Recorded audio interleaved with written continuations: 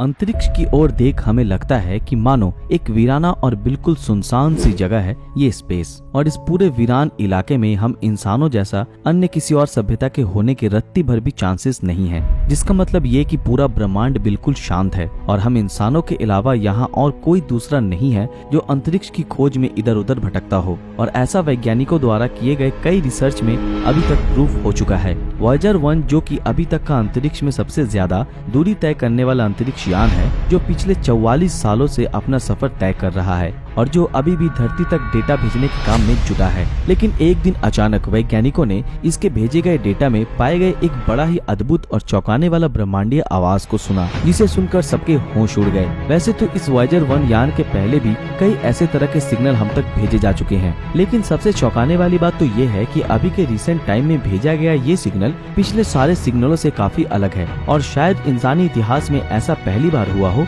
कि हमें एक मौका मिला हो जिससे कि हम हमारे सौर मंडल के बाहर क्या क्या राज छुपे हैं उसे ढूंढ निकालें।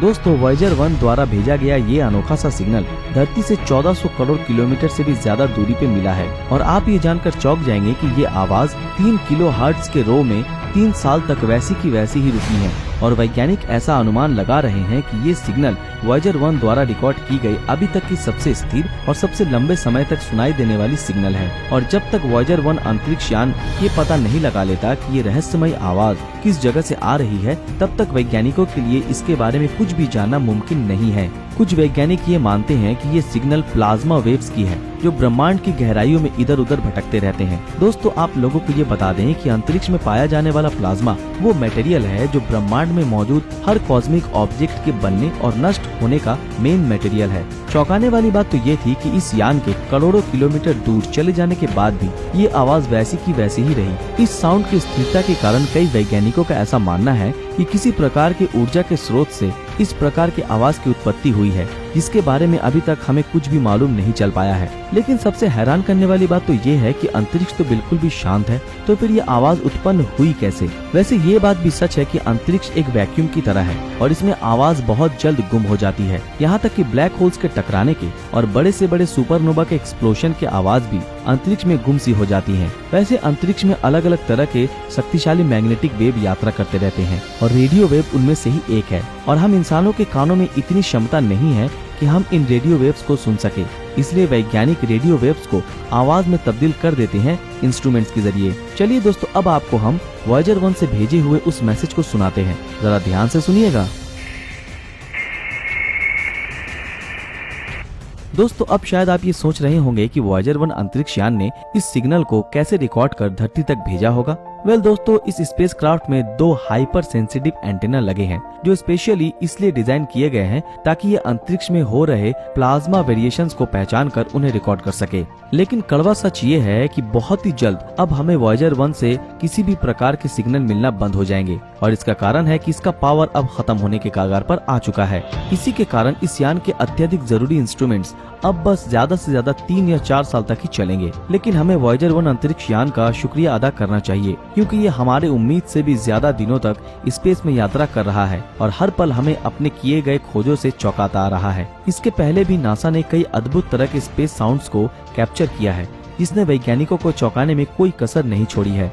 साल 2007 में रिकॉर्ड किए गए कुछ डेटा में स्टोर कुछ अद्भुत सिग्नल्स को रिसर्चरों ने ढूंढ निकाला था, जिसका नाम है FRBs यानी फास्ट रेडियो बर्स्ट्स। ये इतने तेज हैं कि हर एक बर्स्ट सिर्फ कुछ मिलीसेकंड के ही होते हैं और इन्हीं के जरिए रिसर्चर और भी अन्य FRBs की खोज में जुटे थे। दोस्तों, आइए अब आप लोगों को इन रेडियो बर्स्ट की आवाज सुनाते हैं, जरा गौर से सुनिएगा। अभी तक हमने जितना भी ब्रह्मांड के बारे में जाना है, उतने नए नए सवाल हमारे सामने खड़े होते चले आए हैं। कहीं ये किसी एलियन सभ्यता की ओर से भेजा गया सिग्नल तो नहीं, जो हमारी धरती की ओर बढ़ रहा है, जो हमारे नजरों से छुपा है? अब ये तो भगवान ही जाने। लेकिन दोस्तों, ज्यादातर एस्ट्रोफिजिसिस्ट का तो यही मानना है कि ये FRBs सिग्नल या तो ब्लैक होल से या तो बड़े से न्यूट्रॉन स्टार से ही आते हैं। दोस्तों, चलिए अब जुपिटर के चांद गैनीमेड पे एक नजर डालते हैं और इनसे आने वाले आवाज को भी सुन लेते हैं। दोस्तों, इन आवाज के पीछे की सच्चाई ये है कि ये आवाजें कोरस वेव का नतीजा है, यानी कोहेरेंट इलेक्ट्रोमैग्नेटिक वेव्स। और यही वेव्स लगातार उत्पन्न हो रही हैं ऑरोरा और पोलर लाइट्स की उत्पत्ति के कारण। और सिर्फ धरती ही इकलौता ग्रह नहीं है जहां हमें ये लाइट्स देखने को मिलते हैं। ये अनोखी घटनाएं शनि, बृहस्पति और गैनीमेड जैसे ग्रहों पर भी देखने को मिलती है। और दोस्तों, जो हमने ये आवाजें सुनी वो और कुछ नहीं बल्कि गैनीमेड के पोलर लाइट्स का कन्वर्टेड वर्जन ही था।